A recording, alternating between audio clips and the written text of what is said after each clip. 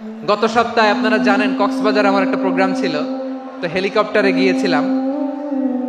ফেনী জেলা যখন পার হচ্ছি আমি দেখলাম 3টা উইন্ড মিল চিনেন তো, বিশাল পিলার, 3টা 4টা পাখা থাকে।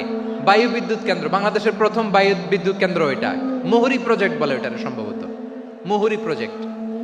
তো সাগরের বাতাসের ঝাপটায় এটা ঘুরে এনার্জি হয়, ইলেকট্রিসিটি উৎপাদন হয়। তো আমি পাইলটকে বললাম, ভাই এগুলো থেকে কেমন ইলেকট্রিসিটি উৎপাদন হয়? কয় হুজুর একটু হয় না, কিছুই হয় না। কিছুই হয় না মানে? বলে হুজুর বাংলাদেশে যত উইন্ড মিল আছে এটার পাখা একটাও ঘুরে না। আল্লাহ, বলেন কি? তাহলে এই যে কোটি কোটি টাকা ব্যয় করে যে উইন্ড মিল, কয় হুজুর ভিতরে ফিটফাট, উপরে ফিটফাট, ভিতরে সদরঘাট। তার মানে কোটি কোটি টাকা দিয়ে এই উইন্ড মিল বানায়, এখানে কিছু নাই। দুর্নীতির আড্ডাখানা, আখড়াখানা বাংলাদেশ, ঠিক কিনা বলেন? হায় রে, জাপানিজরাও মানুষ, আমরাও মানুষ। আমার এক নিকটাত্মীয় সরকারি চাকরিজীবী, উনি আমাকে বললেন, বাংলাদেশের আরেকটা উদাহরণ দেখি। উনি আমাকে বললেন যে প্রতি বছর আমাদের অফিসের ফার্নিচার চেঞ্জ করে। আমি বললাম প্রতি বছর ফার্নিচার চেঞ্জ করে কেন? বলে যে ফার্নিচার নতুন পারচেজ করলেই তো এখানে টাকা, নতুন কিনতে পারলেই টাকা, নতুন উন্নয়নের সবক শোনাতে পারলেই টাকা। প্রথম আলোর রিপোর্ট, কি আলো?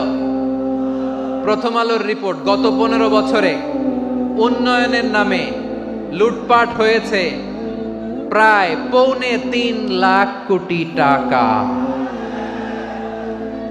কার রিপোর্ট? আমাদের বানানো কথা।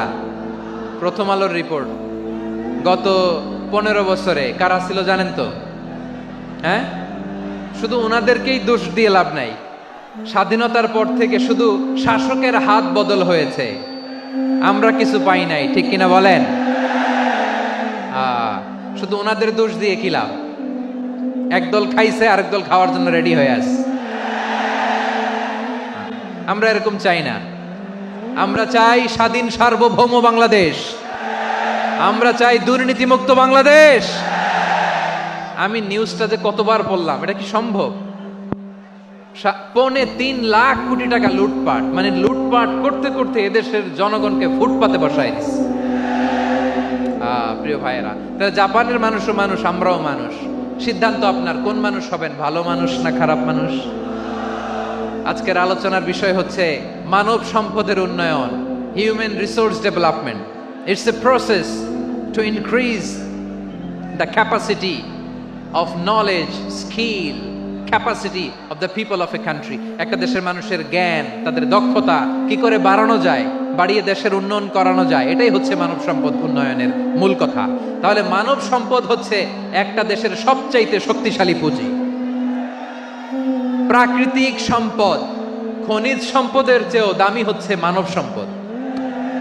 আমার প্রিয় যশোর, প্রাকৃতিক সম্পদ, খনিজ সম্পদের চেয়ে দামি সম্পদ কি সম্পদ? আল্লাহ তাআলা দয়া করে আমাদেরকে এই মানব সম্পদ দিয়েছেন। আসুন আমাদের এই মানুষগুলোকে আমরা সোনার মানুষ বানাই। রাজি আছেন তো সবাই? রাজি আছেন?